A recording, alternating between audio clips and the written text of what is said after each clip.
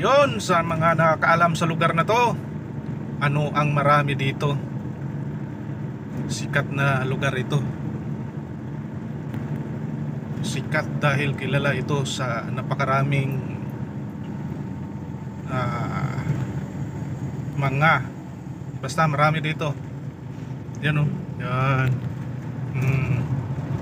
Yun lang, marami ditong mga tama na naman kayo.